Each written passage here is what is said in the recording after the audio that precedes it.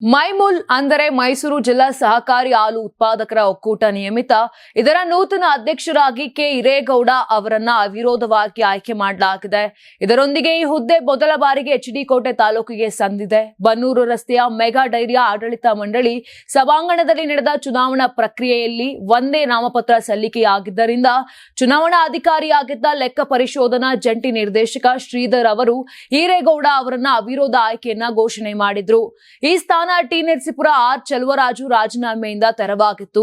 ಇನ್ನು ಕಾಂಗ್ರೆಸ್ ಬೆಂಬಲಿತ ನಿರ್ದೇಶಕರ ಮಧ್ಯೆ ನಡೆದ ಅಧಿಕಾರ ಹಂಚಿಕೆ ಸೂತ್ರದ ಪ್ರಕಾರ ಅವಿರೋಧ ಆಯ್ಕೆ ಸುಗಮವಾಗಿ ನೆರವೇರಿತು. ಮುಖ್ಯಮಂತ್ರಿ ಸಿದ್ದರಾಮಯ್ಯ ಅವರ ಸಲಹೆ ಮೇರೆಗೆ ಜಿಲ್ಲಾ ಉಸ್ತುವಾರಿ ಸಚಿವ ಡಾಕ್ಟರ್ ಎಚ್ ಸಿ ಮಹದೇವಪ್ಪ ಅವರು ನಿರ್ದೇಶಕರ ಸಭೆ ನಡೆಸಿ ಹಿರೇಗೌಡರಿಗೆ ಬೆಂಬಲ ನೀಡುವಂತೆ ಸೂಚನೆ ಕೊಟ್ಟಿದ್ರು.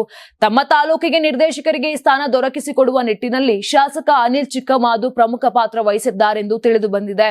ಇನ್ನು ಚುನಾವಣಾ ಪ್ರಕ್ರಿಯೆಗೆ ಎಲ್ಲ ನಿರ್ದೇಶಕರು ಹಾಜರಿದ್ದು ಗಮನ ಸೆಳೆಯಿತು.